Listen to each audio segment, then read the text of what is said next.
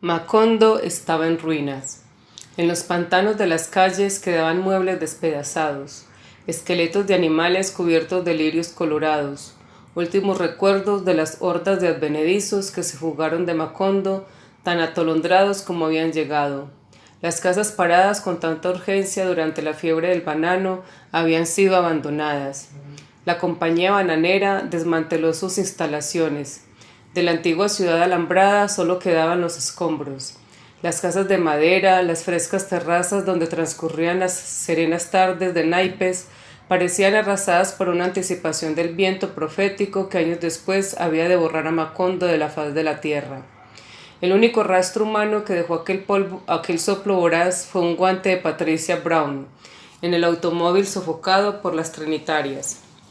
La región encantada que exploró José Arcadio Buendía en los tiempos de la fundación y donde luego prosperaron las plantaciones de banano era un tremedal de cepas putrefactas, en cuyo horizonte remoto se alcanzó a ver por varios años la espuma silenciosa del mar.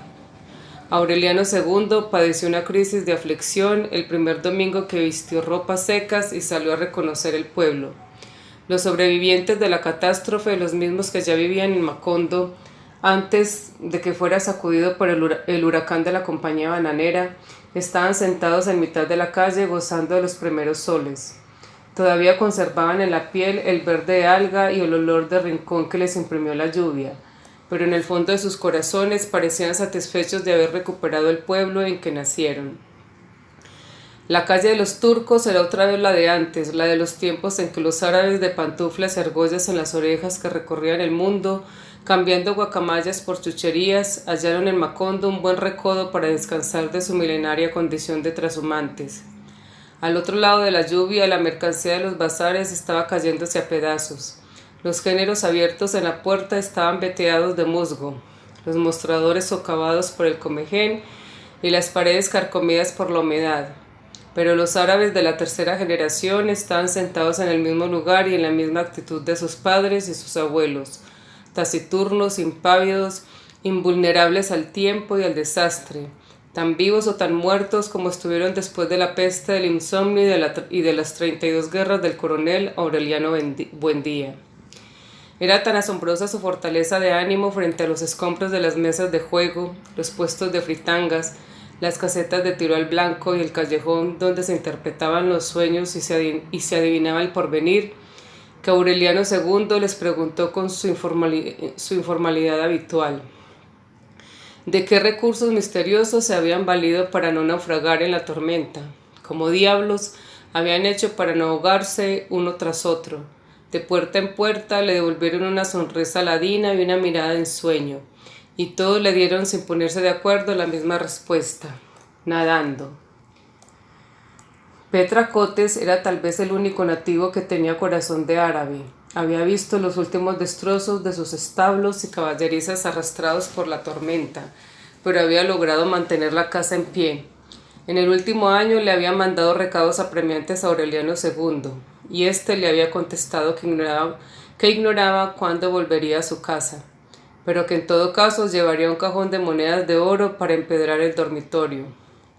Entonces ella había escarbado en su corazón, buscando la fuerza que le permitiera sobrevivir a la desgracia, y había encontrado una rabia reflexiva y justa, con la cual había jurado restaurar la fortuna despilfarrada por el amante y acabada de exterminar por el diluvio. Fue una decisión tan inquebrantable que Aureliano II volvió a su casa 8 meses después del último recado, y la encontró verde, desgreñada, con los párpados hundidos y la piel escarchada por la sarna, pero estaba escribiendo números en pedacitos de papel para hacer una rifa. Aureliano II se quedó atónito y estaba tan escuálido y tan solemne que Petra Cotes no creyó que quien hablaba o que quien había vuelto a buscarla fuera el amante de toda la vida, sino el hermano gemelo. «Estás loca», dijo él, «a menos que pienses rifar los huesos». Entonces ella le dijo que se asomara al dormitorio, y Aureliano II vio la mula. Estaba con el pellejo pegado a los huesos como la dueña, pero tan viva y resuelta como ella. Petra Cotes le había alimentado con su rabia, y cuando no tuvo más hierbas, ni maíz, ni raíces, La albergó en su propio dormitorio y le dio de comer las sábanas de percal, los tapices persas, las sobrecamas de peluche, las cortinas de terciopelo y el palio bordado con hilos de oro y borlones de seda de la cama episcopal. Úrsula tuvo que hacer un gran esfuerzo para cumplir su promesa de morirse cuando escampara. Las ráfagas de lucidez, que eran tan escasas durante la lluvia, se hicieron más frecuentes a partir de agosto, cuando empezó a soplar el viento árido que sofocaba los rosales y petrificaba los pantanos, y que acabó por esparcir sobre Macondo el polvo abrasante que cubrió para siempre los oxidados techos de zinc y los almendros centenarios. Úrsula lloró de lástima al descubrir que por más de 3 años había quedado para juguete de los niños. Se lavó la cara pintorreteada, se quitó de encima las tiras de colorines, las lagartijas y los sapos resecos y las camándulas, y antiguos collares de árabes que le habían colgado por todo el cuerpo, y por primera vez desde la muerte de Amaranta, abandonó la cama sin auxilio de nadie para incorporarse de nuevo a la vida familiar. El ánimo de su corazón invencible la orientaba en las tinieblas. Quienes repararon en sus trastabilleos y tropezaron con su brazo arcangélico, siempre alzado a la altura de la cabeza, pensaron que a duras penas podía con su cuerpo, pero todavía no creyeron que estaba ciega. Ella no necesitaba ver para darse cuenta de que los canteros de flores, cultivados con tanto esmero desde la primera reconstrucción, habían sido destruidos por la lluvia y arrasados por las excavaciones de Aureliano II, y que las paredes y el cemento de los pisos estaban cuarteados, los muebles flojos y descoloridos, las puertas desquiciadas y la familia amenazada por un espíritu de resignación y pesadumbre que no hubiera sido concebible en sus tiempos. Moviéndose a tientas por los dormitorios vacíos, percibía el trueno continuo del comején taladrando las maderas, y el tijereteo de la polilla en los roperos, y el estrépito devastador de las enormes hormigas coloradas que habían prosperado en el diluvio, y estaban socavando los cimientos de la casa. Un día abrió el baúl de los santos y tuvo que pedir auxilio a Santa Sofía de la Piedad para quitarse de encima las cucarachas que saltaron del interior y que ya habían pulverizado la ropa. No es posible vivir en esta negligencia, decía. A este paso terminaremos devorados por las bestias. Desde entonces no tuvo un instante de reposo. Levantada desde antes del amanecer, recurría a quien estuviera disponible, inclusive a los niños. Puso al sol las escasas ropas que todavía estaban en condiciones de ser usadas. Ahuyentó a las cucarachas con sorpresivos asaltos de insecticida, raspó las venas del comején en puertas y ventanas y asfixió con cal viva las hormigas en sus madrigueras. La fiebre de restauración acabó por llevarla a los cuartos olvidados. Hizo desembarazar de escombros y telarañas la habitación donde a José Arcadio Buendía se le secó la mollera buscando la piedra filosofal. Puso en orden el taller de platería que había sido revuelto por los soldados. Y por último pidió las llaves del cuarto de Melquiades para ver en qué estado se encontraba. Fiel a la voluntad de José Arcadio II, que había prohibido toda intromisión mientras no hubiera un indicio real de que había muerto, Santa Sofía de la Piedad recurrió a toda clase de subterfugios para desorientar a Úrsula. Pero era tan inflexible su determinación de no abandonar a los insectos ni al más recóndito e inservible rincón de la casa, que desbarató cuanto obstáculo le atravesaron, y al cabo de 3 días de insistencia consiguió que le abrieran el cuarto. Tuvo que agarrarse del quicio para que no la derribara la pestilencia, pero no le hicieron falta más de 2 segundos para recordar que ahí estaban guardadas las 72 vacinillas de las colegialas, y que en una de las primeras noches de lluvia una patrulla de soldados había registrado la casa buscando a José Arcadio II y no habían podido encontrarlo. «Bendito sea Dios», exclamó, como si lo hubiera visto todo. Tanto tratar de inculcarte las buenas costumbres para que terminaras viviendo como un puerco. José Arcadio II seguía leyendo los pergaminos. Lo único visible en la intrincada maraña de pelos eran los dientes rayados del ama verde y los ojos inmóviles. Al reconocer la voz de la bisabuela, Movió la cabeza hacia la puerta, trató de sonreír y sin saberlo repitió una antigua frase de Úrsula. —¿Qué quería? —murmuró—. ¿El tiempo pasa? —Así es —dijo Úrsula—, pero no tanto. Al decirlo tuvo conciencia de estar dando la misma réplica que recibió del coronel Aureliano Buendía en su celda de sentenciado. Y una vez más se estremeció con la comprobación de que el tiempo no pasaba, como ella lo acababa de admitir, sino que daba vueltas en redondo. Pero tampoco entonces le dio una oportunidad a la resignación. Regañó a José Arcadio II como si fuera un niño y se empeñó en que se bañara y se afeitara y le prestara su fuerza para acabar de restaurar la casa. La simple idea de abandonar el cuarto que le había proporcionado la paz aterrorizó a José Arcadio II. Gritó que no había poder humano capaz de hacerlo salir, porque no quería ver el tren de 200 vagones cargados de muertos que cada atardecer partía de Macondo hacia el mar. «Son todos los que estaban en la estación», gritaba. 3.408. Solo entonces comprendió Úrsula que él estaba en un mundo de tinieblas más impenetrable que el suyo, tan infranqueable y solitario como el del bisabuelo. Lo dejó en el cuarto, pero consiguió que no volvieran a poner el candado, que hicieran la limpieza todos los días, que tiraran las vasinillas a la basura y solo dejaran una, y que mantuvieran a José Arcadio II tan limpio y presentable como estuvo el bisabuelo en su largo cautiverio bajo el castaño. Al principio, Fernanda interpretaba aquel ajetreo como un acceso de locura senil, y a duras penas reprimía la exasperación. Pero José Arcadio le anunció por esa época desde Roma que pensaba ir a Macondo antes de hacer los votos perpetuos, y la buena noticia le infundió tal entusiasmo que de la noche a la mañana se encontró regando las flores 4 veces al día para que su hijo no fuera a formarse una mala impresión de la casa.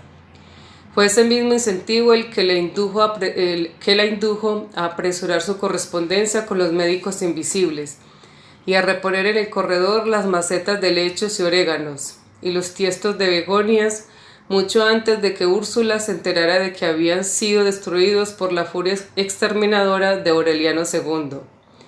Más tarde vendió el servicio de plata y compró vajillas de cerámica, soperas y cucharones de peltre cubiertos de alpaca, y empobreció con ellos las alacenas acostumbradas a la loza de la compañía y la cristalería de Bohemia.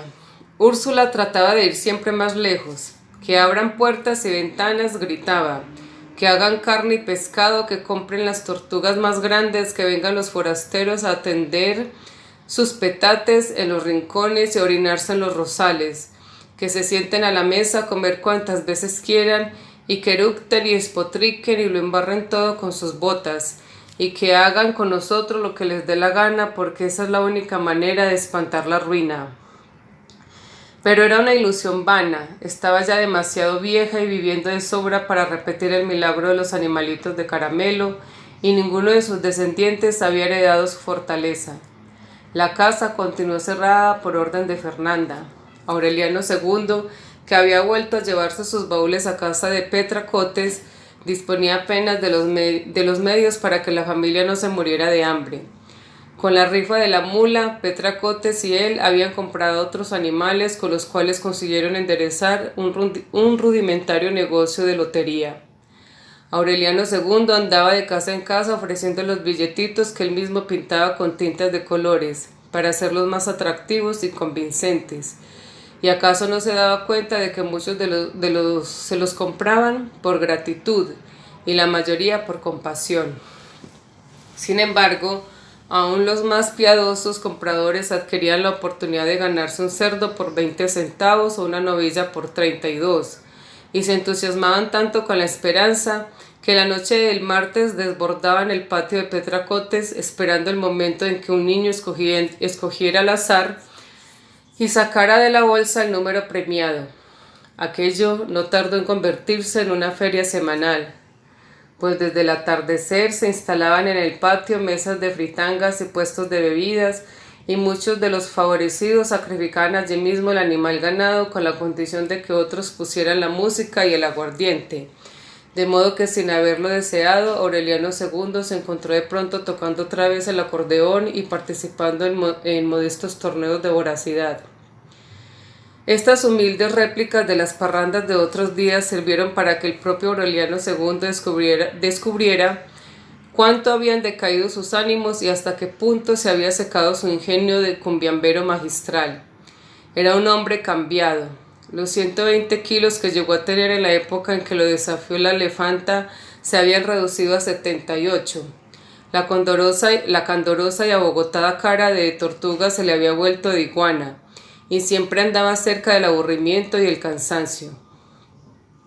Para Petracotes, sin embargo, nunca fue mejor hombre que entonces, tal vez porque confundía con el amor la compasión que él inspiraba y el sentimiento de solidaridad que en ambos había despertado la miseria. La cama desmantelada dejó de ser lugar de desafueros y se convirtió en refugio de confidencias. Liberados de los espejos repetidores que habían rematado para comprar animales de rifa y de los damascos y terciopelos concupiscientes que se habían comido la mula, se quedaban despiertos hasta muy tarde con la inocencia de dos abuelos desvelados, aprovechando para sacar cuentas y trasponer centavos, el tiempo que antes malgastaban en malgastarse. A veces los sorprendían los primeros gallos haciendo y deshaciendo montoncitos de monedas, quitando un poco de aquí para ponerlo allá, de modo que esto alcanzara para contentar a Fernanda y aquello para los zapatos de Amaranta Úrsula, y esto otro para Santa Sofía de la Piedad, que no estrenaba un traje desde los tiempos del ruido, y esto para mandar a hacer el cajón de si se moría Úrsula, y esto para el café que subió 1 centavo por libra cada 3 meses, y esto para el azúcar que cada vez endulzaba menos, y esto para la leña que todavía estaba mojada por el diluvio, y esto para el papel y la tinta de colores de los billetes, y aquello que sobraba para ir amortizando el valor de la ternera de abril, de la cual milagrosamente salvaron el cuero, porque le dio carbunco sintomático, cuando estaban vendidos casi todos los números de la rifa. Eran tan puras aquellas misas de pobreza que siempre destinaban la mejor parte para Fernanda, y no lo hicieron nunca por remordimiento ni por caridad, sino porque su bienestar les importaba más que el de ellos mismos.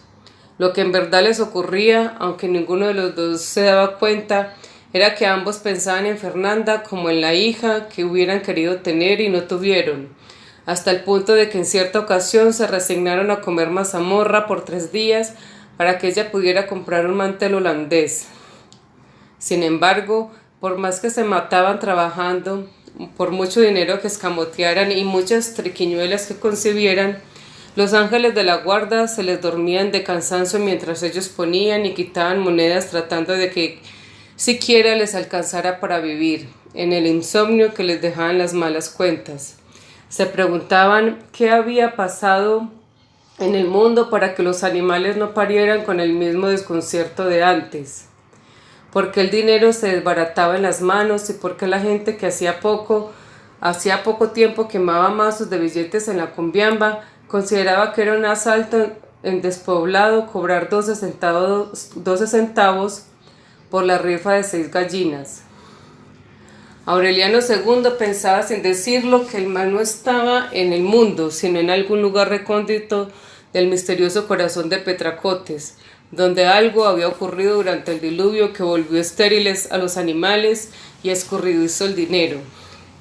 Intrigado con este enigma, escarbó tan profundamente en los sentimientos de ella que buscando el interés encontró el amor, porque tratando de que ella lo quisiera, terminó por quererla. Petracotes, por su parte, lo iba queriendo más a medida que sentía aumentar su cariño. Y fue así como en la plenitud del otoño volvió a creer en la superstición juvenil de que la pobreza era una servidumbre del amor. Ambos evocaban entonces como un estorbo las parrandas desatinadas, la riqueza aparatosa y la fornicación sin frenos, y se lamentaban de cuánta vida les había costado encontrar el paraíso de la soledad compartida. Locamente enamorados al cabo de tantos años de complicidad estéril, gozaban con el milagro de quererse tanto en la mesa como en la cama, y llegaron a ser tan felices que todavía cuando eran dos ancianos agotados seguían retozando como conejitos y peleándose como perros. Las rifas no dieron nunca para más. Al principio, Aureliano II ocupaba 3 días de la semana encerrado en su antigua oficina de ganadero, dibujando billete por billete, pintando con un cierto primor una vaquita roja, un cochinito verde o un grupo de gallinas azules, según fuera el animal rifado, y modelaba con una buena imitación de las letras de imprenta el nombre que le pareció bueno a Petra Cotes para bautizar el negocio: Rifas de la Divina Providencia. Pero con el tiempo se sintió tan cansado después de dibujar hasta 2000 billetes a la semana que mandó a hacer los animales, el nombre y los números en sellos de caucho, y entonces el trabajo se redujo a humedecerlos en almohadillas de distintos colores. En sus últimos años se les ocurrió sustituir los números por adivinanzas, de modo que el premio se repartiera entre todos los que acertaran. Pero el sistema resultó ser tan complicado y se prestaba a tantas suspicacias que desistieron a la segunda tentativa. Aureliano II andaba tan ocupado tratando de consolidar el prestigio de sus rifas que apenas le quedaba tiempo para ver a los niños. Fernanda puso a Amaranta Úrsula en una escuelita privada donde no se recibían más de 6 alumnas, pero se negó a permitir que Aureliano asistiera a la escuela pública. Consideraba que ya había cedido demasiado al aceptar que abandonara el cuarto. Además, en las escuelas de esa época solo recibían hijos legítimos de matrimonios católicos, y en el certificado de nacimiento que habían prendido con una nodriza en la batita de Aureliano cuando lo mandaron a la casa, estaba registrado como expósito, de modo que se quedó encerrado a merced de la vigilancia caritativa de Santa Sofía de la Piedad y de las alternativas mentales de Úrsula, descubriendo el estrecho mundo de la casa según se lo explicaban las abuelas. Era fino, estirado, de una curiosidad que sacaba de quicio a los adultos, pero al contrario de la mirada inquisitiva y a veces clarividente que tuvo el coronel a su edad, la suya era parpadeante y un poco distraída.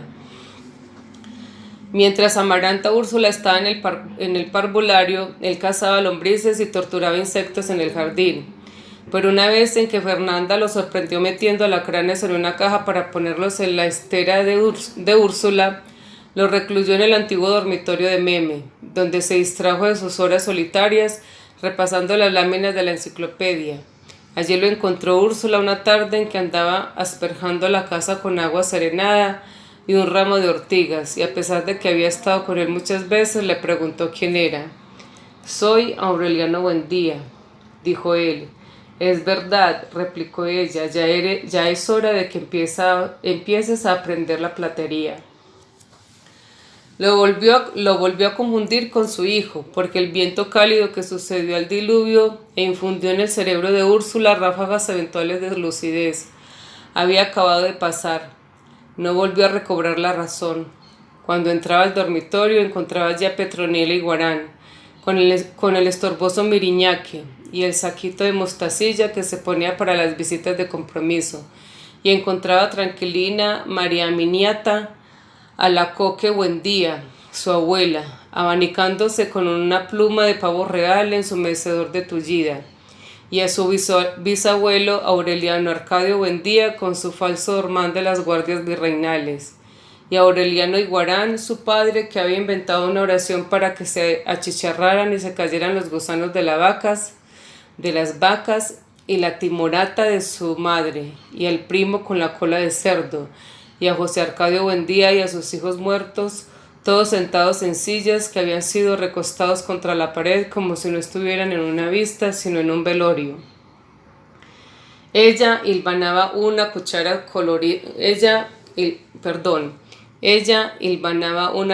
colorida, comentando asuntos de lugares apartados y tiempos sin coincidencia, de modo que cuando Amaranta Úrsula regresaba de la escuela y Aureliano se cansaba de la enciclopedia, la encontraban sentada en la cama hablando sola y perdida en un laberinto de muertos. ¡Fuego!, gritó una vez aterrorizada y por un instante sembró el pánico en la casa, pero lo que estaba anunciando era el incendio de una caballeriza que había presenciado a los 4 años. Llegó a revolver de tal modo el pasado con la actualidad que en las 2 o 3 ráfagas de lucidez que tuvo antes de morir, nadie supo a ciencia cierta si hablaba de lo que sentía o de lo que recordaba. Poco a poco se fue reduciendo, fetizándose, momificándose en vida, hasta el punto de que en sus últimos meses era una ciruela pasa perdida dentro del camisón. Y el brazo siempre alzado terminó por parecer la pata de una marimonda. Se quedaba inmóvil varios días y Santa Sofía de la Piedad tenía que sacudirla para convencerse de que estaba viva, y se la sentaba en las piernas para alimentarla con cucharaditas. Esas cucharaditas eran de agua de azúcar. Parecía una anciana recién nacida. Amaranta, Úrsula y Aureliano la llevaban y la traían por el dormitorio. La acostaban en el altar para ver que era apenas más grande que el niño Dios. La acostaban en el altar para ver que era más grande que el niño Dios. Y una tarde la escondieron en un armario del granero, donde hubiera podido comérsela las ratas. Un domingo de Ramos entraron al dormitorio mientras Fernanda estaba en misa y cargaron a Úrsula por la nuca y los tobillos. Pobre la tatarabuelita, dijo Amaranta a Úrsula, se nos murió de vieja. Úrsula se sobresaltó. Estoy viva, dijo. Ya ves, dijo Amaranta a Úrsula, reprimiendo la risa, ni siquiera respira. Estoy hablando, gritó Úrsula. Ni siquiera habla, dijo Aureliano, se murió como un grillito. Entonces Úrsula se rindió a la evidencia. Dios mío, exclamó en voz baja, de modo que esto es la muerte. Inició una oración interminable, atropellada, profunda, que se prolongó por más de 2 días, y que el martes había degenerado en un revoltijo de súplicas a Dios y de consejos prácticos para que las hormigas coloradas no tumbaran la casa, para que nunca dejaran apagar la lámpara frente al daguerrotipo de remedios, y para que cuidaran de que ningún buen día fuera a casarse con alguien de su misma sangre, porque nacerían los hijos con cola de puerco. Aureliano II trató de aprovechar el delirio para que le confesara dónde estaba el oro enterrado, pero otra vez fueron inútiles las súplicas. Cuando aparezca el dueño, dijo Úrsula, Dios ha de iluminarlo para que lo encuentre. Santa Sofía de la Piedad tuvo la certeza de que lo encontraría, y que también la encontrarían a ella muerta de un momento a otro, porque observaba por esos días un cierto aturdimiento de la naturaleza, que las rosas olían a quenopodio, que se le cayó una totuma de garbanzos y los granos quedaron en el suelo en un orden geométrico perfecto y en forma de estrella de mar, y que una noche vio pasar por el cielo una fila de luminosos discos anaranjados. Amaneció muerta el Jueves Santo, la última vez que la habían ayudado a sacar la cuenta de su edad. Por los tiempos de la compañía bananera, le habían calculado entre los 115 y los 122 años. La enterraron en una cajita que era apenas más grande que la canastilla La enterraron en una cajita que era apenas más grande que la canastilla en que fue llevado Aureliano. Y muy poca gente asistió al entierro, en parte porque no eran muchos quienes se acordaban de ella, y en parte porque ese mediodía hubo tanto calor que los pájaros desorientados se estrellaban como perdigones contra las paredes y rompían las mallas metálicas de las ventanas para morirse en los dormitorios. Al principio se creyó que era una peste. Las amas de casa se agotaban de tanto barrer pájaros muertos, sobre todo a la hora de la siesta, y los hombres los echaron al río por carretadas. El domingo de resurrección, el centenario padre Antonio Isabel afirmó en el púlpito que la muerte de los pájaros obedecía a la mala influencia del judío errante, que él mismo había visto la noche anterior. Lo describió como un híbrido de macho cabrío cruzado con hembra hereje, una bestia infernal cuyo aliento calcinaba el aire y cuya vista determinaría la concepción de engendros por las recién casadas. No fueron muchos quienes prestaron atención a su plática apocalíptica, porque el pueblo estaba convencido de que el párroco desviaría o desviaba a causa de la edad. Porque el párroco desvariaba a causa de la edad. Pero una mujer despertó a todos al amanecer del miércoles porque encontró unas huellas de bípedo de pezuña hendida. Eran tan ciertas e inconfundibles que quienes fueron a verlas no pusieron en duda la existencia de una criatura espantosa semejante a la descrita por el párroco, y se asociaron para montar trampas en sus patios. Fue así como lograron la captura. 2 semanas después de la muerte de Úrsula, Petra Cotes y Aureliano II despertaron sobresaltados por un llanto de becerro descomunal que les llegaba del vecindario. Cuando se levantaron, ya un grupo de hombres estaba desenterrando al monstruo de las afiladas varas que habían parado en el fondo de una fosa cubierta con hojas secas y había dejado de berrear. Pesaba como un buey, a pesar de que su estatura no era mayor que la de un adolescente y que de sus heridas manaba una sangre verde y untuosa. Tenía el cuerpo cubierto de un pelambre áspero, plagado de garrapatas menudas y el pellejo petrificado por una costra de rémora. Pero al contrario de la descripción del párroco, sus partes humanas eran más de ángel valetudinario que de hombre, porque las manos eran tersas y hábiles, los ojos grandes y crepusculares, y tenían los omóplatos, los muñones cicatrizados y callosos de unas alas potentes que debieron ser desbastadas con hachas de labrador. Lo colgaron por los tobillos en un almendro de la plaza para que nadie se quedara sin verlo, y cuando empezó a pudrirse, lo incineraron en una hoguera porque no se pudo determinar si su naturaleza bastarda era de animal para echar en el río o de cristiano para sepultar. Nunca se estableció si en realidad fue por él que se murieron los pájaros, pero las recién casadas no concibieron los engendros anunciados, ni disminuyó la intensidad del calor. Rebeca murió a fines de ese año. Argénida, su criada de toda la vida, pidió ayuda a las autoridades para derribar la puerta del dormitorio donde su patrona estaba encerrada desde hacía 3 días. Y la encontraron en la cama solitaria, enroscada como un camarón, con la cabeza pelada por la tiña y el pulgar metido en la boca. Aureliano II se hizo cargo del entierro y trató de restaurar la casa para venderla, pero la destrucción estaba tan encarnizada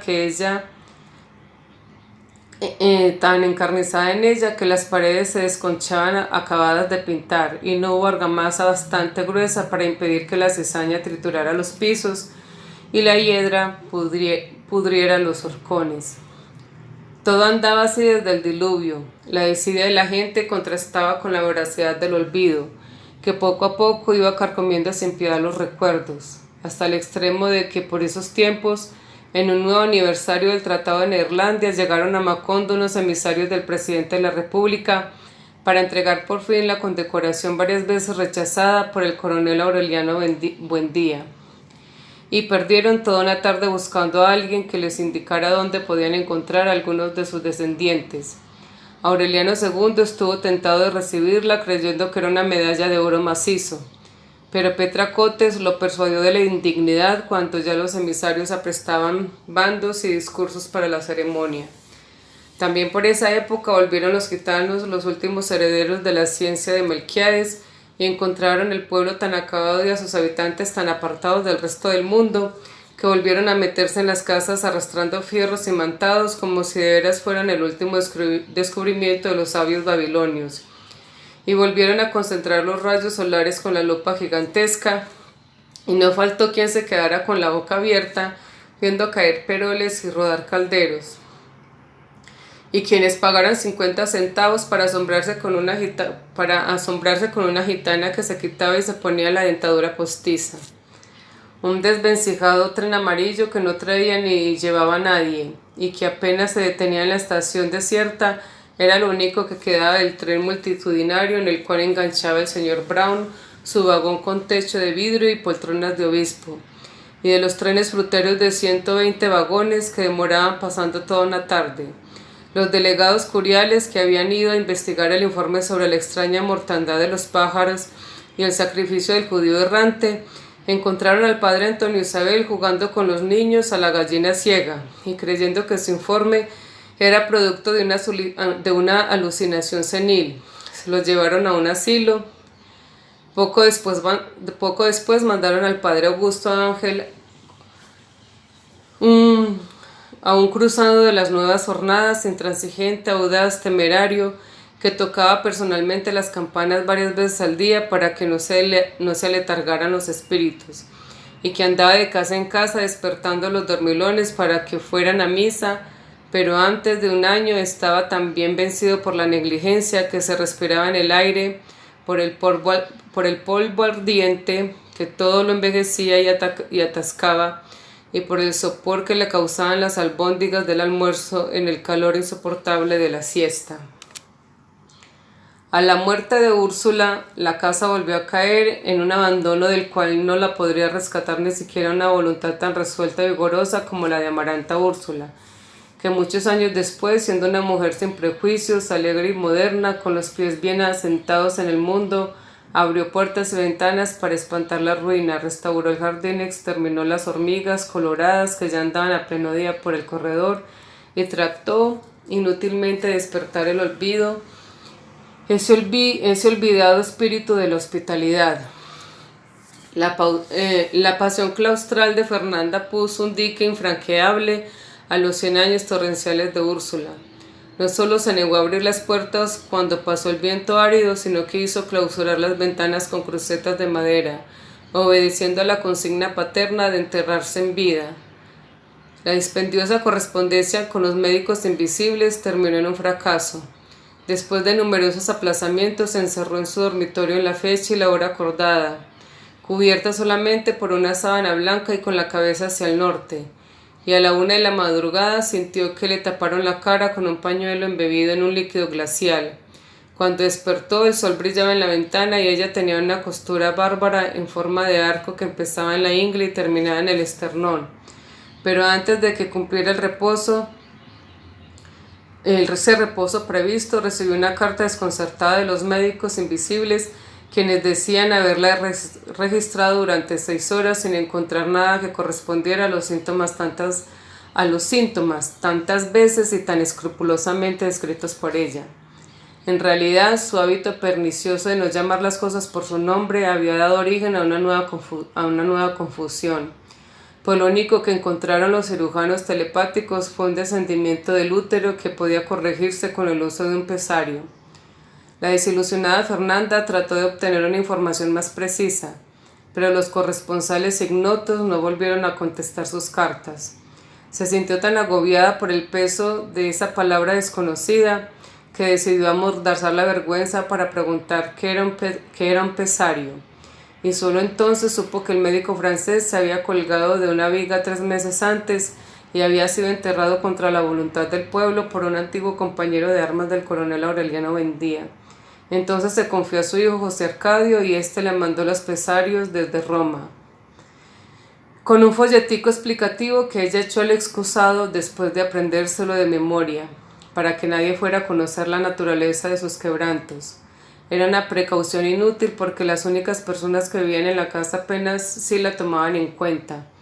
Santa Sofía de la Piedad vagaba en una vejez solitaria, cocinando lo poco que se comía y casi por completo dedicada al cuidado de José Arcadio II. Amaranta Úrsula, heredera de ciertos encantos de Remedios, la Bella, ocupaba en hacer sus tareas escolares el tiempo que antes perdía en atormentar a Úrsula, y empezaba a manifestar un buen juicio y una consagración a los estudios que hicieron renacer en Aureliano II la buena esperanza que le inspiraba Meme. Le había prometido mandarla a terminar sus estudios en Bruselas, de acuerdo con una costumbre establecida en los tiempos de la Compañía Bananera, y esa ilusión lo había llevado a tratar de revivir las tierras devastadas por el diluvio. Las pocas veces que entonces se le veía en la casa era porque Amaranta Úrsula, pues con el tiempo se había convertido en un extraño para Fernanda, y el pequeño Aureliano se iba volviendo esquivo y ensimismado a medida que se acercaba a la pubertad.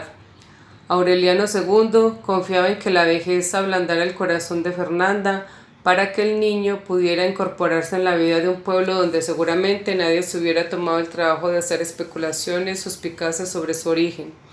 Pero el propio Aureliano parecía preferir el encierro y la soledad y no revelaba la menor malicia por conocer el mundo que empezaba en la puerta de la calle. Cuando Úrsula hizo abrir el cuarto de Melquiades, él se dio a rondarlo, a curiosear por la puerta entornada. Y nadie supo en qué momento terminó vinculado a José Arcadio II por un afecto recíproco. Aureliano II descubrió esa amistad mucho tiempo después de iniciada, cuando oyó al niño hablando de la matanza de la estación. Ocurrió un día en que alguien se lamentó en la mesa de la ruina en que lo hundió el pueblo cuando lo abandonó.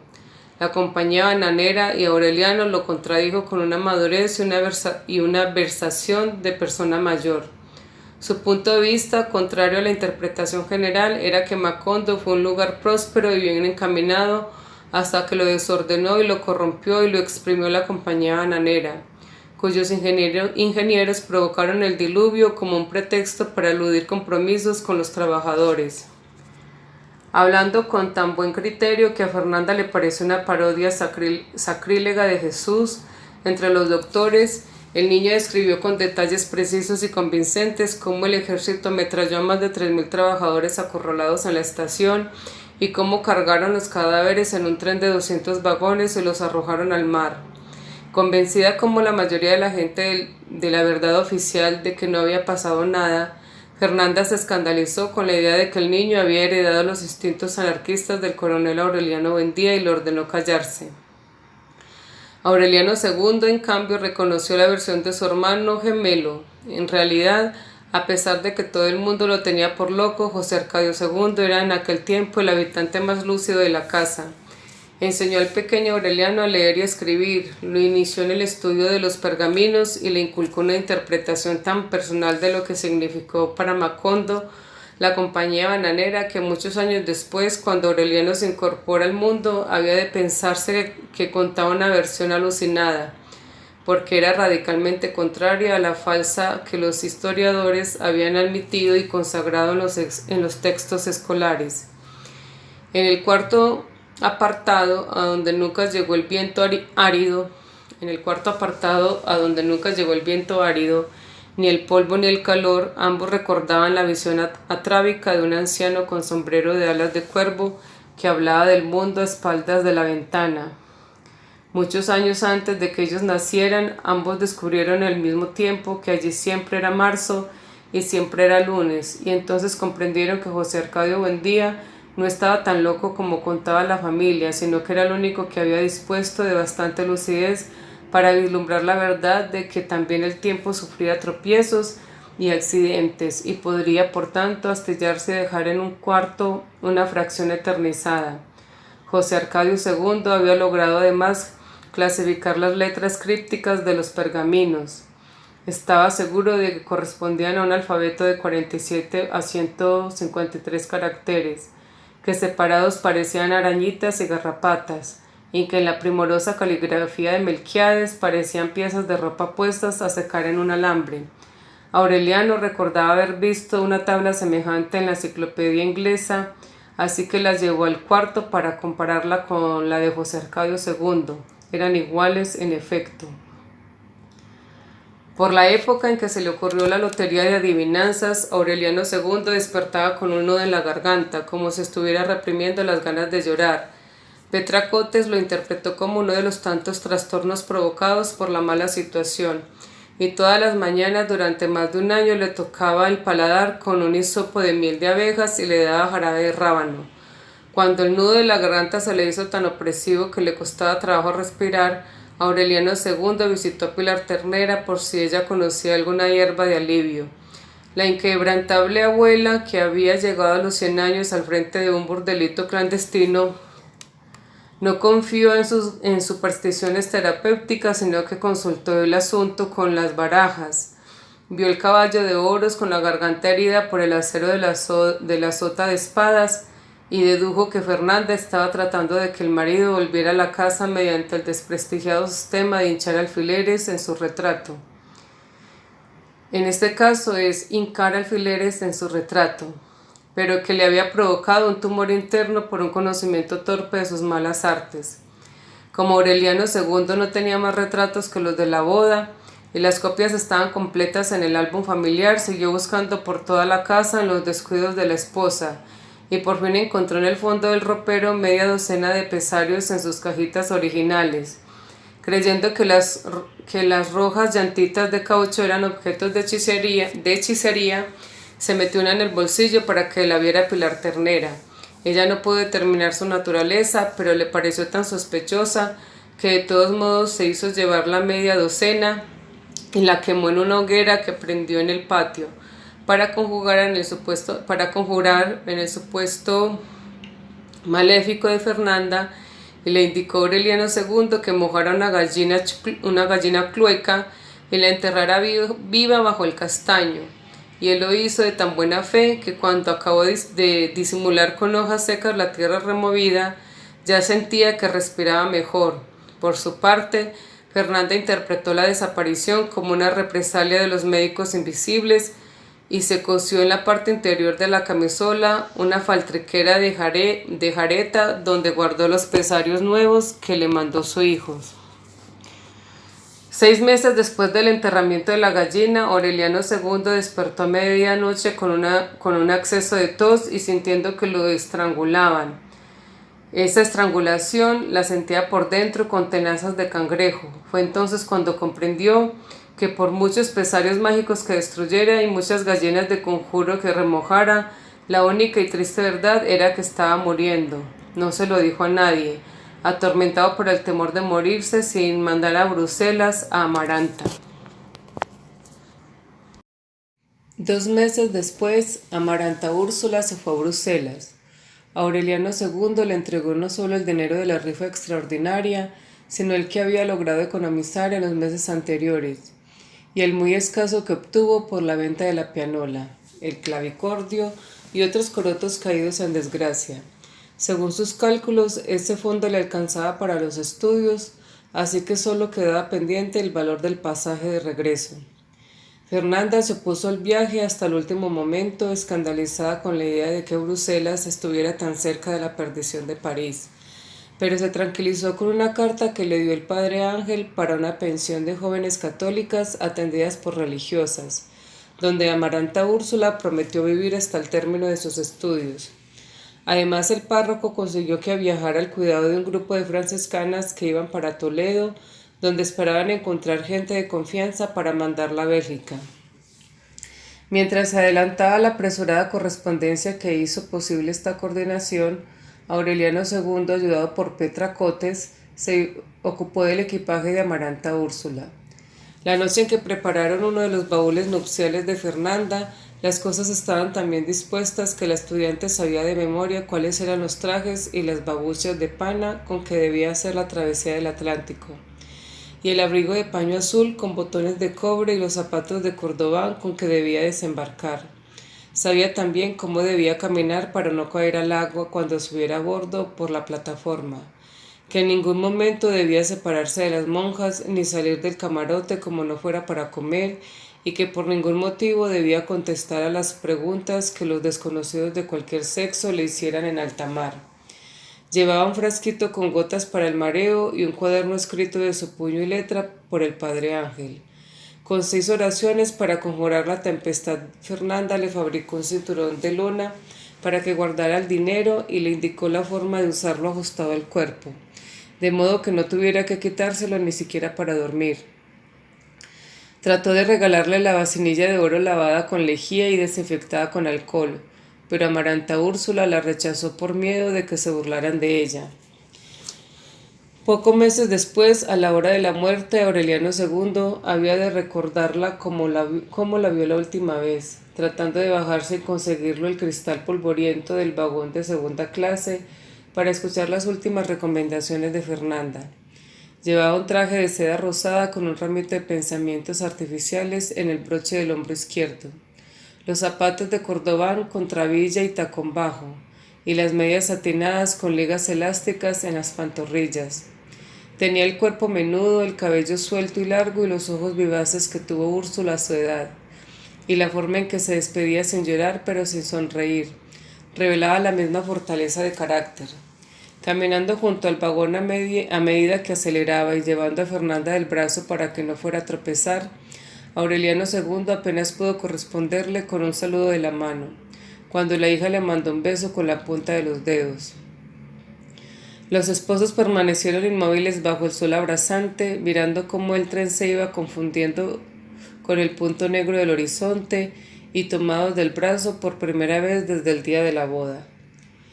El 9 de agosto, antes de que se recibiera la primera carta de Bruselas, José Arcadio II conversaba con Aureliano en el cuarto de Melquiades y sin que viniera a cuento dijo: «Acuérdate siempre de que eran más de 3000 y que los echaron al mar». Luego se fue de bruces sobre los pergaminos y murió con los ojos abiertos.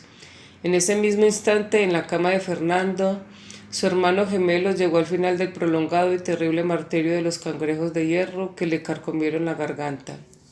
Una semana antes había vuelto a la casa sin voz, sin aliento y casi en los puros huesos, con sus baúles trashumantes y su acordón de perdulario, para cumplir la promesa de morir junto a la esposa.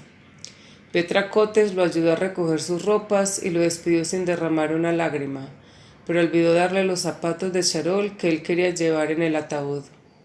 De modo que cuando supo que había muerto, se vistió de negro, envolvió los botines en un periódico y le pidió permiso a Fernanda para ver el cadáver. Fernanda no la dejó pasar de la puerta. «Pónganse en mi lugar», suplicó Petra Cotes. «Imagínate cuánto lo habré querido para soportar esta humillación». «No hay humillación que no la merezca una concubina», replicó Fernanda. «Así que espere a que se muera otro de los tantos para ponerle esos botines». En cumplimiento de su promesa, Santa Sofía de la Piedad degolló con un cuchillo de cocina el cadáver de José Arcadio II para asegurarse de que no lo enterraran vivo. Los cuerpos fueron puestos en ataúdes iguales y allí se vio que volvían a ser idénticos en la muerte, como lo fueron hasta la adolescencia. Los viejos compañeros de parranda de Aureliano II pusieron sobre su caja una corona que tenía una cinta morada con un letrero: «Apártense, vacas, que la vida es corta». Fernanda se indignó tanto con la irreverencia que mandó tirar la corona en la basura. En el tumulto de última hora, los horizontes tristes, esos borrachos tristes que los sacaron de la casa, confundieron los ataúdes y los enterraron en tumbas equivocadas.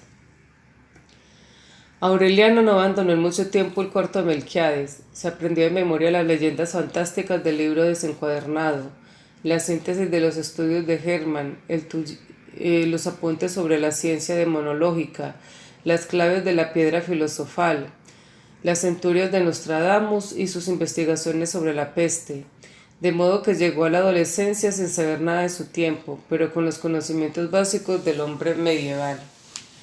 A cualquier hora que entrara en el cuarto, Santa Sofía de la Piedad lo encontraba absorto en la lectura.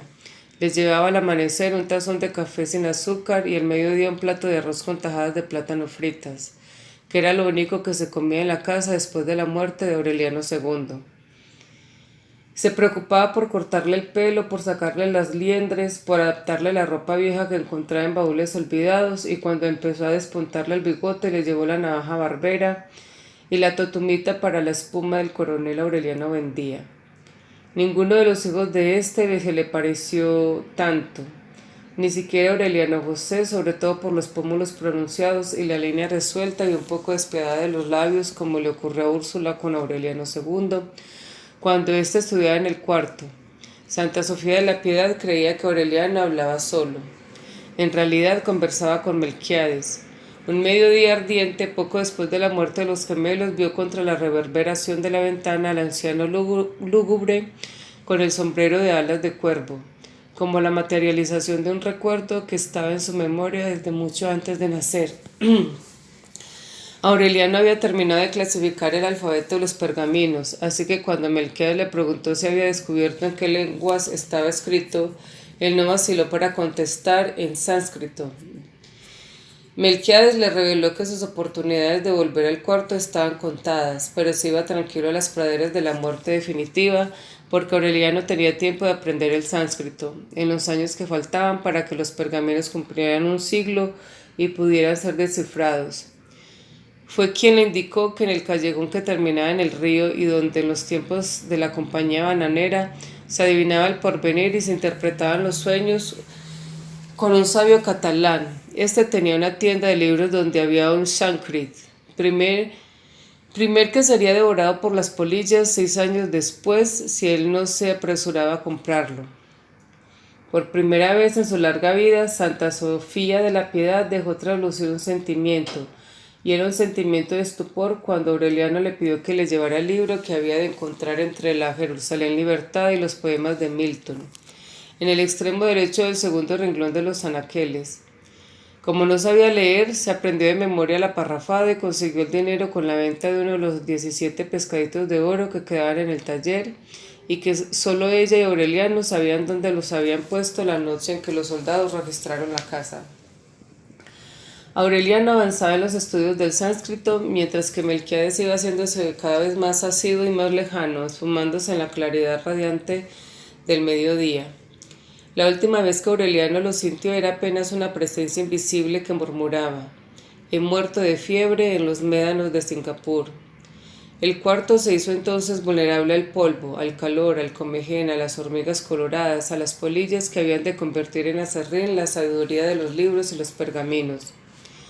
En la casa no faltaba que comer. Al día siguiente de la muerte de Aureliano II, uno de los amigos que habían llevado la corona con la inscripción irreverente le ofreció pagarle a Fernanda un dinero que le había quedado debiendo a su esposo.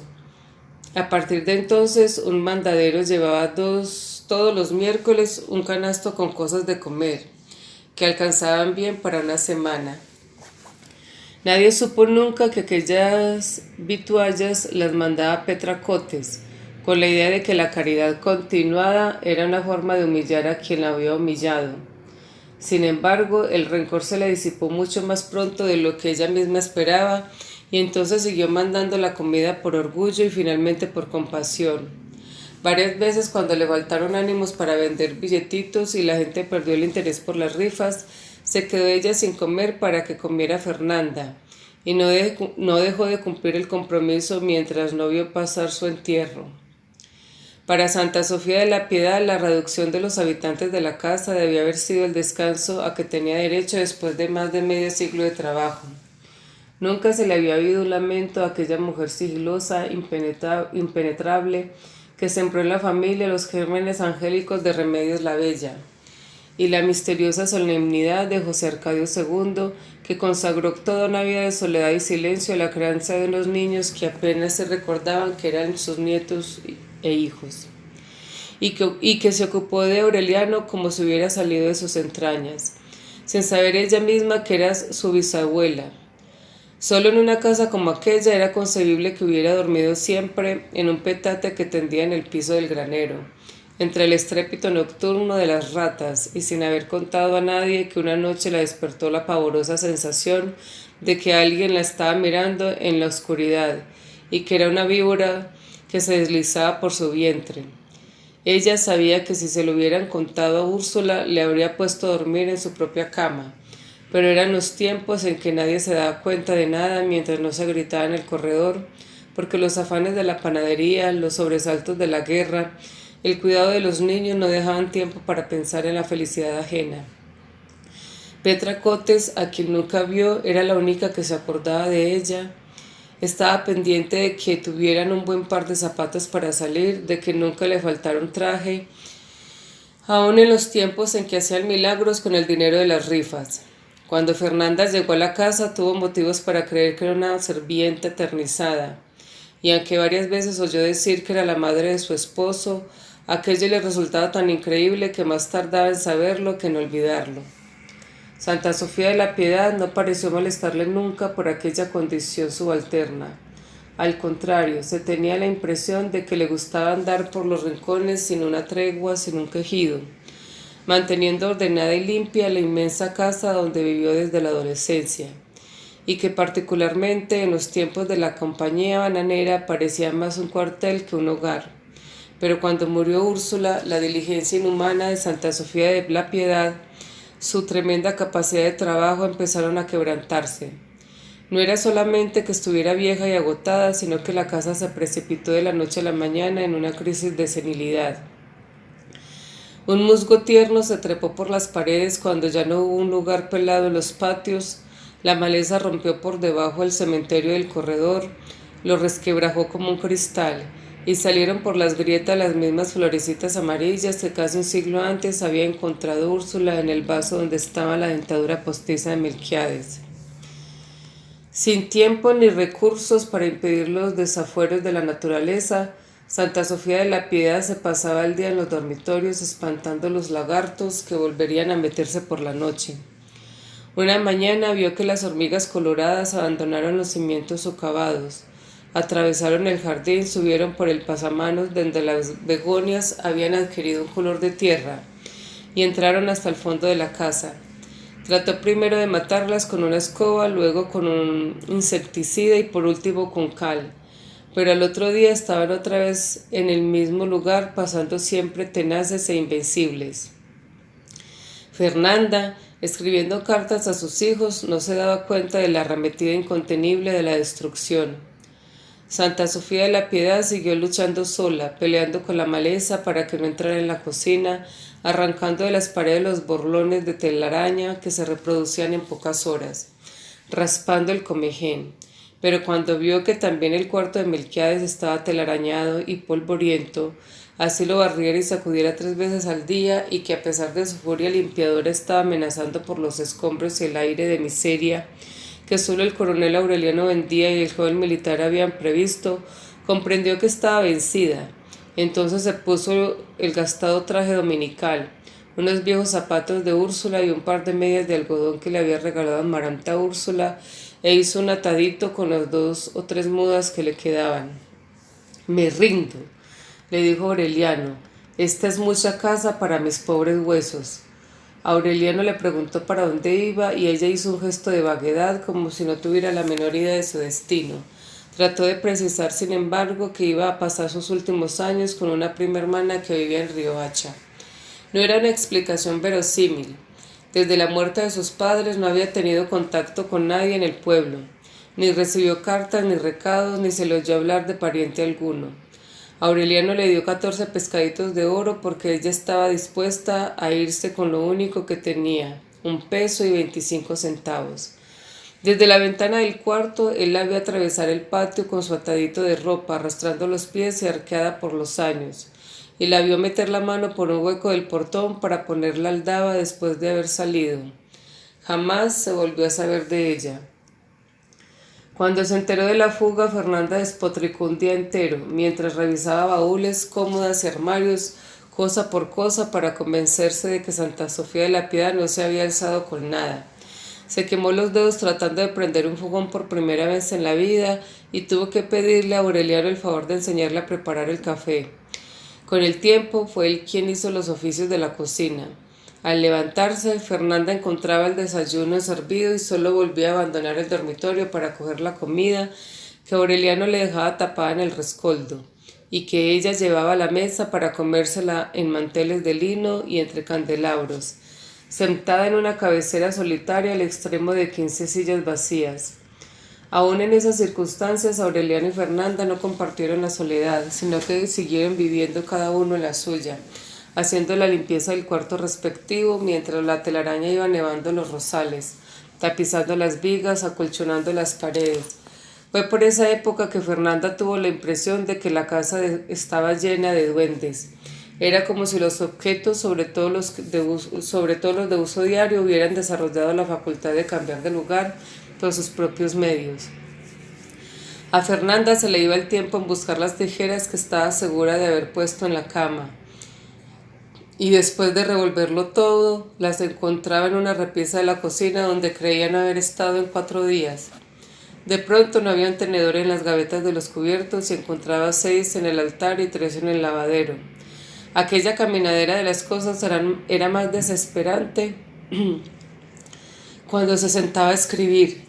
El tintero que ponía a la derecha aparecía a la izquierda, la almohadilla de papel secante se le perdía y la encontraba 2 días después debajo de la almohada, y las páginas escritas a José Arcadio se le confundían con las de Amaranta Úrsula, y siempre andaba con la mortificación de haber metido las cartas en sobres cambiados, como en efecto le ocurrió varias veces. En cierta ocasión perdió la pluma. 15 días después se la devolvió al cartero que le había encontrado en su bolsa y andaba buscando al dueño de casa en casa. Al principio ella creyó que eran cosas de los médicos invisibles, como la desaparición de los pesarios, y hasta empezó a escribirles una carta para suplicarles que la dejaran en paz, pero había tenido que interrumpirla para hacer algo, y cuando volvió al cuarto no solo encontró la carta empezada, sino que se olvidó del propósito de escribirla. Se olvidó del propósito de escribirla. Por un tiempo pensó que era Aureliano. Se dio a vigilarlo, a poner objetos a su paso tratando de sorprenderlo en el momento en que los cambiara de lugar, pero muy pronto se convenció de que Aureliano no abandonaba el cuarto de Melquiades sino para ir a la cocina o al excusado, y que no era el hombre de burlas. De modo que terminó por creer que eran travesuras de duendes y optó por asegurar cada cosa en el sitio donde la tenía. Amarró las tijeras con una larga pita en la cabecera de la cama, amarró el plumero y la almohadilla del papel secante en la pata de la mesa, y pegó con goma el tintero en la tabla, a la derecha del lugar en el que solía escribir. Los problemas no se resolvieron de un día para otro, pues a las pocas horas de costura ya la pita de las tijeras no alcanzaba para cortar, como si los duendes la fueran disminuyendo. Le ocurría lo mismo con la pita de la pluma y hasta con su propio brazo, que al poco tiempo de estar escribiendo no alcanzaba el tintero. Ni Amaranta Úrsula en Bruselas ni José Arcadio en Roma se enteraron jamás de esos insignificantes infortunios. Fernanda les contaba que era feliz y en realidad lo era, justamente porque se sentía liberada de todo compromiso, como si la vida le hubiera arrastrado otra vez hasta el mundo de sus padres, donde no se sufría con los problemas diarios porque estaban resueltos de antemano en la imaginación. Aquella correspondencia interminable le hizo perder el sentido del tiempo, sobre todo después de que se fue Santa Sofía de la Piedad. Se había acostumbrado a llevar la cuenta de los días, los meses y los años, tomando como puntos de referencia las fechas previstas para el retorno de los hijos. Pero cuando estos modificaron los plazos una y otra vez, las fechas se le confundieron, los términos se le traspapelaron y las jornadas se parecieron tanto las unas a las otras que no se sentían transcurrir. En lugar de impacientarse, experimentaba una honda complacencia con la demora. No le inquietaba que muchos años después de anunciarle las vísperas de sus votos perpetuos, José Arcadio siguiera diciendo que esperaba terminar los estudios de alta teología para emprenderlos de diplomacia, porque ella comprendía que era muy alta y empedrada de obstáculos la escalera de caracol que conducía a la silla de San Pedro. En cambio, el espíritu se le exaltaba con noticias que para otros hubieran sido insignificantes, como aquella de que su hijo había visto al Papa. Experimentó un gozo similar cuando Amaranta Úrsula le mandó decir que sus estudios se prolongaban más del tiempo previsto, porque sus excelentes calificaciones le habían merecido privilegios que su padre no tomó en consideración al hacer las cuentas. Habían transcurrido más de 3 años de que Santa Sofía de la Piedad se llevó la gramática, cuando Aureliano consiguió traducir el primer pliego. No fue una labor inútil, pero constituía apenas un primer paso en un camino cuya longitud era imposible prever, porque el texto en castellano no significaba nada, eran versos cifrados. Aureliano carecía de elementos para establecer las claves que le permitieran desentrañarlos, pero como Melquiades le había dicho que en la tienda del sabio catalán estaban los libros que le harían falta para llegar al fondo de los pergaminos, decidió hablar con Fernanda para que le permitiera ir a buscarlos. En el cuarto devorado por los escombros, cuya proliferación incontenible había terminado por derrotarlo, pensó en la forma más adecuada de formular la solicitud. Se anticipaba a las circunstancias, calculaba la ocasión más adecuada, pero cuando encontraba a Fernanda retirando la comida del rescoldo, que era la única oportunidad para hablarle, la solicitud laboriosamente premeditada se le atragantaba y se le perdía la voz. Fue aquella la única vez en que la espió. Estaba pendiente de sus pasos en el dormitorio. La oía ir hasta la puerta para recibir las cartas de sus hijos y entregarle las suyas al cartero, y escuchaba hasta muy altas horas de la noche el trazo duro y apasionado de la pluma en el papel, antes de oír el ruido del interruptor y el murmullo de las oraciones en la oscuridad. Solo entonces se dormía confiando en que al día siguiente le daría la oportunidad esperada. Se ilusionó tanto con la idea de que el permiso no le sería negado, que una mañana se cortó el cabello que ya le daba a los hombros, se afeitó la barba enmarañada, se puso unos pantalones estrechos y una camisa de cuello postizo que no se sabía de quién había heredado, y esperó en la cocina a que Fernanda fuera a desayunar.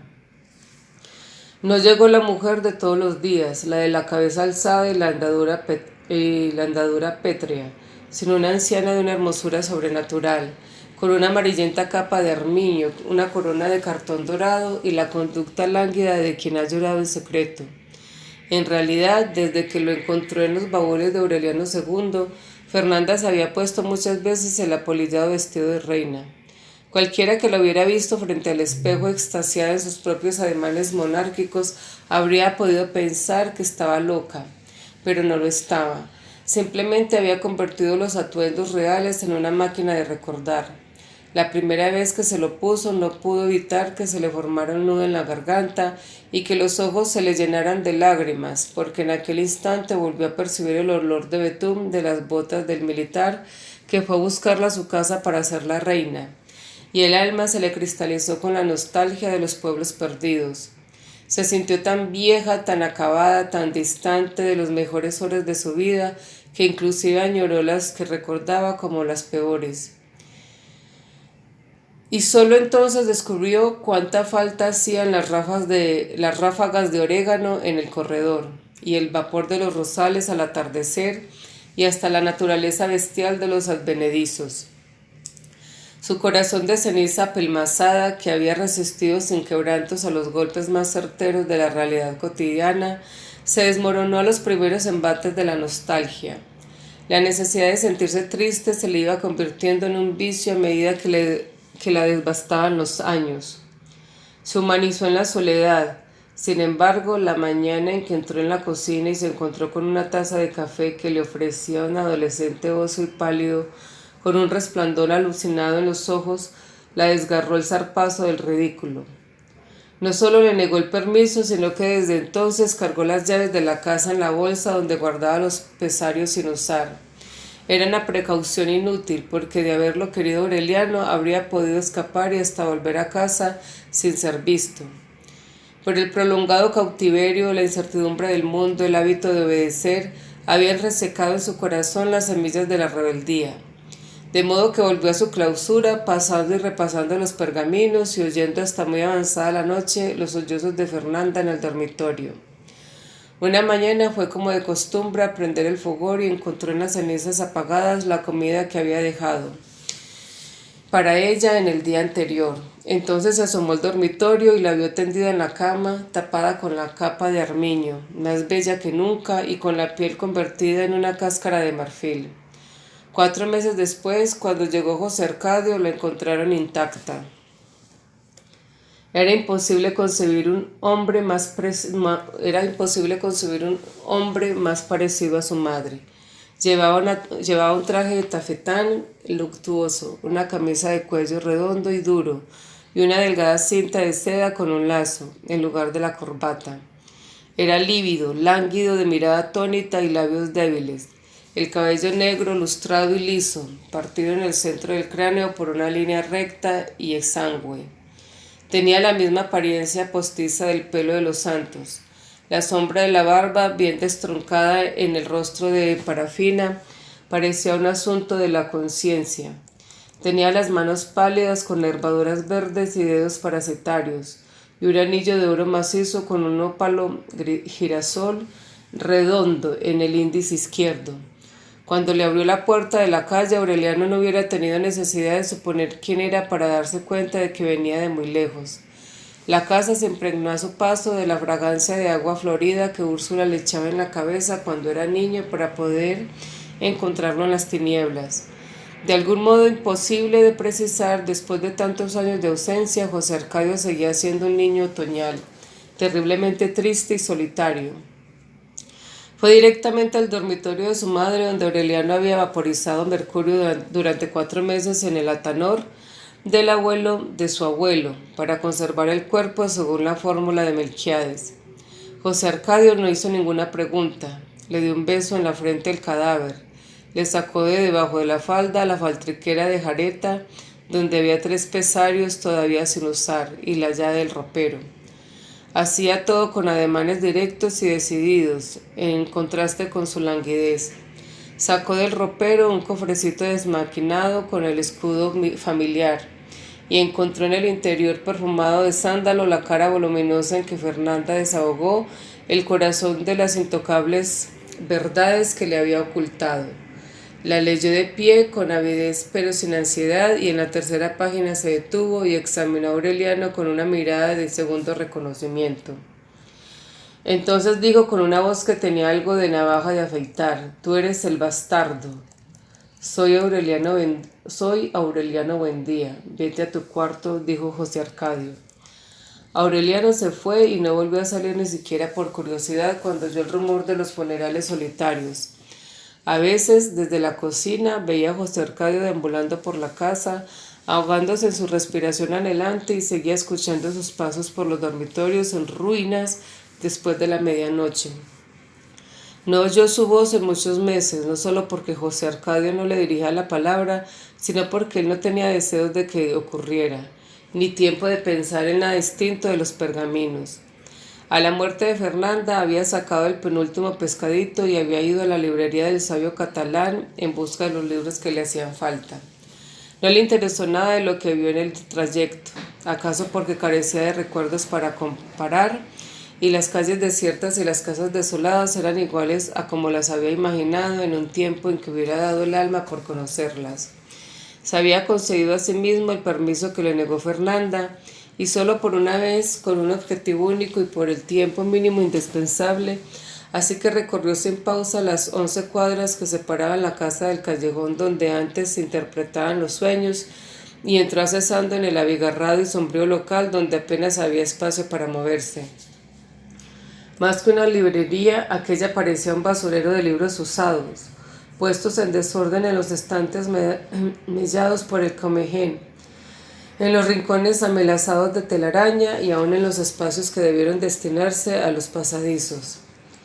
En una larga mesa, también agobiada de mamotretos, el propietario escribió una prosa incansable, con una caligrafía morada, un poco delirante y en hojas sueltas de cuaderno escolar.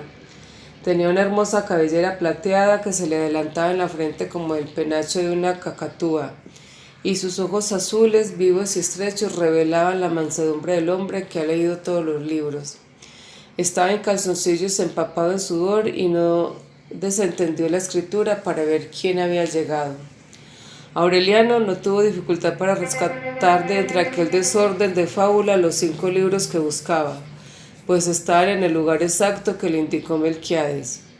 Sin decir una palabra, se los entregó junto con el pescadito de oro al sabio catalán, y éste los examinó, y sus párpados se contrajeron como 2 almejas. «Debes estar loco», dijo en su lengua, alzándose de hombros, y le devolvió a Aureliano los 5 libros y el pescadito. «Llévatelos», dijo en castellano. «El último hombre que leyó esos libros debió ser Isaac el Ciego, así que piensa bien lo que haces». José Arcadio restauró el dormitorio de Meme, mandó limpiar y remendar las cortinas de terciopelo y el damasco de baldaquín de la cama virreinal, y puso otra vez en servicio el baño abandonado, cuya alberca de cemento estaba renegrida por una nata fibrosa y áspera. A esos 2 lugares se redujo su imperio de pacotilla, de gastados géneros exóticos, de perfumes falsos y de pedrería barata. Lo único que pareció estorbarle en el resto de la casa fueron los santos del altar doméstico, que una tarde quemó hasta convertirlos en ceniza en una hoguera que prendió en el patio. Dormía hasta después de las 11. Iba al baño con una deshilachada túnica de dragones dorados y unas chinelas de borlas amarillas, y allí oficiaba un rito que por su parsimonia y duración recordaba al de Remedios la Bella. Antes de bañarse, aromaba la alberca con las sales que llevaba en 3 pomos alabastrados. No se hacía abluciones con la totuma, sino que zambullía en las aguas fragantes y permanecía hasta 2 horas flotando boca arriba, adormecido por la frescura, después de zambullirse. A los pocos días de haber llegado, abandonó el vestido del tafetán, que además de ser demasiado caliente para el pueblo, era el único que tenía, y lo cambió por unos pantalones ajustados muy parecidos a los que usaba Pietro Crespi en las clases de baile, y una camisa de seda tejida con el gusano vivo y con sus iniciales bordadas en el corazón. 2 veces por semana lavaba la muda completa en la alberca y se quedaba con la túnica hasta que se secaba, pues no tenía más que ponerse.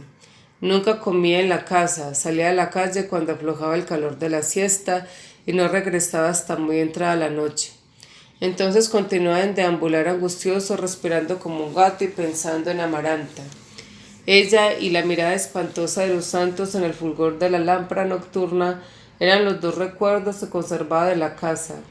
Muchas veces en el alucinante agosto romano había abierto los ojos en mitad del sueño y había visto a Amaranta surgiendo de un estanque de mármol brocatel, con sus poliners de encaje y su venda en la mano, idealizada por la ansiedad del exilio. Al contrario de Aureliano José, que trató de sofocar aquella imagen en el pantano sangriento de la guerra, él trataba de mantenerla viva en un Senegal de concupiscencia, mientras entretenía a su madre con la patraña sin término de la vocación pontífica. Ni a él ni a Fernanda se les ocurrió pensar nunca que su correspondencia fuera un intercambio de fantasías. José Arcadio, que abandonó el seminario tan pronto como llegó a Roma, siguió alimentando la leyenda de la teología y el derecho canónico para no poner en peligro la herencia fabulosa de que le hablaban las cartas delirantes de su madre, y que había de rescatarlo de la miseria y la sordidez que compartía con 2 amigos en una bohardilla del Trastevere. Cuando recibió la última carta de Fernanda, dictada por el presentimiento de la muerte inminente, metió en una maleta los últimos desperdicios de su falso esplendor y atravesó el océano en una bodega donde los emigrantes se apelotonaban como reses de matadero, comiendo macarrones fritos y quesos aguzanados. Antes de tener el testamento de Fernanda, que no era más que una minuciosa y tardía recapitulación de infortunios, ya los muebles desvencijados y la maleza del corredor le habían indicado que estaba metido en una trampa de la cual no saldría jamás. Estaría para siempre exiliado de la luz de diamante y el aire inmemorial de la primera romana, de esa primavera romana. En los insomnios agotadores del asma, medía y volvía a medir la profundidad de su desventura, mientras repasaba la casa tenebrosa donde los aspavientos seniles de Úrsula le infundieron el miedo del mundo. Para estar segura de no perderlo en las tinieblas, ella le había asignado un rincón del dormitorio, el único donde podría estar a salvo de los muertos que deambulaban por la casa desde el atardecer. Cuando cualquier cosa mala que hagas, le decía Úrsula, me la dirán los santos. Las noches pávidas de su infancia se redujeron a ese rincón donde permanecía inmóvil hasta la hora de acostarse, sudando de miedo en un taburete bajo la mirada vigilante y glacial de los santos acocetas. Era una tortura inútil porque ya para esa época él tenía terror de todo lo que lo rodeaba y estaba preparado para asustarse de todo lo que encontrara en la vida. Las mujeres de la calle que echaban a perder la sangre, las mujeres de la casa que parían hijos con cola de puerco, los gallos de pelea que provocaban muertes de hombres y remordimientos de conciencia para el resto de la vida, las armas de fuego que con solo tocarlas condenaban a 20 años de guerra, las empresas desacertadas que solo conducían al desencanto y la locura, y todo, en fin, todo cuanto Dios había creado con su infinita bondad y que el diablo había pervertido. Al despertar, molido por el torno de las pesadillas, la claridad de las ventanas y las caricias de Amaranta en la alberca, y el deleite con que lo empolvaba entre las piernas con una bellota de seda, lo liberaban del terror. Hasta Úrsula era distinta bajo la luz radiante del jardín, porque allí no le hablaba de cosas de pavor, sino que le frotaba los dientes con polvo de carbón, para que tuviera la sonrisa radiante de un papa, y le cortaba y le polía las uñas para que los peregrinos que llegaran a Roma de todo el ámbito de la tierra se asombraran de la pulcritud de las manos del Papa cuando les echara la bendición y los peinaba como un papa, y lo ensopaba con agua florida para que su cuerpo y sus ropas tuvieran la fragancia de un papa. En el patio de Castel Gandolfo, él había visto al Papa en un balcón, pronunciando el mismo discurso en 7 idiomas para una muchedumbre de peregrinos. Y lo único que en efecto le había llamado la atención era la blancura de sus manos, que parecían maceradas en lejía, el resplendor deslumbrante de sus ropas de verano y su recóndito hálito de agua de Colonia. Casi un año después del regreso a la casa, habiendo vendido para comer los candelabros de plata y la vasinilla heráldica que a la hora de la verdad solo tuvo de oro las incrustaciones del escudo, la única distracción de José Arcadio era recoger niños en el pueblo para que jugaran en la casa. Aparecía con ellos a la hora de la siesta y los hacía saltar la cuerda en el jardín, cantar en el corredor y hacer maromas en los muebles de la sala mientras él iba por entre los grupos impartiendo lecciones de buen comportamiento. Para esa época había acabado con los pantalones estrechos y la camisa de seda y usaba una muda ordinaria comprada en los almacenes de los árabes, pero seguía manteniendo su dignidad lánguida y sus ademanes papales. Los niños se tomaron la casa como lo hicieron en el pasado las compañeras de Meme. Hasta muy entrada la noche se les oía cotorrear y cantar y bailar zapateados, de modo que la casa parecía un internado sin disciplina. Aureliano no se preocupó de la invasión mientras no fuera a molestarlo en el cuarto de Melquiades. Una mañana 2 niños empujaron la puerta y se espantaron ante la visión del hombre cochambroso y peludo que seguía descifrando los pergaminos en la mesa de trabajo. No se atrevieron a entrar, pero siguieron rondando la habitación. Se asomaban cuchicheando por las rendijas, arrojaban animales vivos por las claraboyas y en una ocasión clavetearon por fuera de la puerta y la ventana. Y Aureliano necesitó medio día para forzarlas. Divertidos por la impunidad de sus travesuras, 4 niños entraron otra mañana en el cuarto, mientras Aureliano estaba en la cocina, dispuestos a destruir los pergaminos. Pero tan pronto como se apoderaron de los pliegos amarillentos, una fuerza angélica los levantó del suelo y los mantuvo suspendidos en el aire hasta que regresó Aureliano y les arrebató los pergaminos. Desde entonces no volvieron a molestarlo. Los 4 niños mayores que usaban pantalones cortos a pesar de que ya se asomaban a la adolescencia se ocupaban de la apariencia personal de José Arcadio. Llegaban más tempranos que los otros y dedicaban la mañana a afeitarlo, a darle masajes con toallas calientes, a cortarle y pulirle las uñas de las manos y los pies, a perfumarlo con agua florida. En varias ocasiones se metieron en la alberca para jabonarlo de pies a cabezas mientras él flotaba boca arriba pensando en Amaranta. Luego lo secaban, le empolvaban el cuerpo y lo vestían. Uno de los niños, que tenía el cabello rubio y crespo y los ojos de vidrios rosados como los conejos, solía dormir en la casa. Eran tan firmes los vínculos que los unían a José Arcadio que lo acompañaban en sus insomnios de asmático sin hablar, deambulando con él por la casa en tinieblas. Una noche vieron en la alcoba donde dormía Úrsula un resplandor amarillo a través del cemento cristalizado, como si un sol subterráneo hubiera convertido en vitral el piso del dormitorio. No tuvieron que encender el foco, les bastó con levantar las placas quebradas del rincón donde siempre estuvo la cama de Úrsula y donde el resplandor era más intenso, para encontrar la cripta secreta que Aureliano II se cansó de buscar en el delirio de las excavaciones. Allí estaban los 3 sacos de lona cerrados con alambre de cobre y dentro de ellos los 7.214 doblones de A4 que seguían relumbrando como brasas en la oscuridad. El hallazgo del tesoro fue como una deflagración. En vez de regresar a Roma con la intempestiva fortuna que era el sueño madurado en la miseria, José Arcadio convirtió la casa en un paraíso decadente. Cambió por terciopelo nuevo las cortinas y el baldaquín del dormitorio y les hizo poner baldosa al piso del baño y azulejos a las paredes. La alacena del comedor se llenó de frutas azucaradas, jamones y encurtidos, y el granero en desuso volvió a abrirse para almacenar vinos y licores que el propio José Arcadio retiraba en la estación del ferrocarril. en cajas marcadas con su nombre. Una noche él y los 4 niños mayores hicieron una fiesta que se prolongó hasta el amanecer. A las 6 de la mañana salieron desnudos del dormitorio, vaciaron la alberca y la llenaron de champaña. Se zambulleron en bandada, nadando como pájaros que volaban en un cielo dorado de burbujas fragantes, mientras José Arcadio flotaba boca arriba al margen de la fiesta, evocando a Amaranta con los ojos abiertos.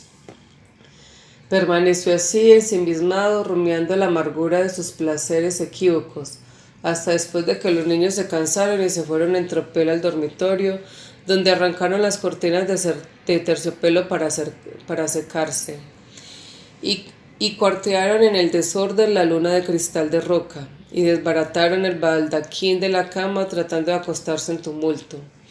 Cuando José Arcadio volvió del baño, los encontró durmiendo apelotonados, desnudos, en una alcoba de naufragio. Enardecido no tanto por los estragos como por el asco y la lástima que sentía contra sí mismo en el desolado vacío de la Saturnal, se armó con una disciplina de perrero, un perrero eclesiástico que guardaba en el fondo del baúl, junto con un cilicio y otros fierros de mortificación y penitencia, y expulsó a los niños de la casa aullando como un loco, y azotándolos sin misericordia, como no lo hubiera hecho con una jauría de coyotes. Quedó demolido con una crisis de asma que se prolongó por varios días y que le dio el aspecto de un agonizante. A la tercera noche de tortura, vencido por la asfixia, fue al cuarto de Aureliano a pedirle el favor de que le comprara en una botica cercana unos polvos para inhalar. Fue así como hizo Aureliano su segunda salida a la calle. Solo tuvo que recorrer 2 cuadras para llegar hasta la estrecha botica de polvorientas vidrieras con pomos de loza marcados en latín, donde una muchacha con la sigilosa belleza de una serpiente del Nilo le despachó el medicamento que José Arcadio le había escrito en un papel. La segunda visión del pueblo desierto, alumbrado apenas por las amarillentas bombillas de las calles, no despertó en Aureliano más curiosidad que la primera vez. José Arcadio había alcanzado a pensar que había huido, cuando lo vio aparecer de nuevo, un poco anhelante a causa de la prisa, arrastrando las piernas que el encierro y la falta de movilidad habían vuelto débiles y torpes. Era tan cierta su indiferencia por el mundo que pocos días después José Arcadio violó la promesa que había hecho a su madre y lo dejó en libertad para salir cuando quisiera. «No tengo nada que hacer en la calle», le contestó Aureliano.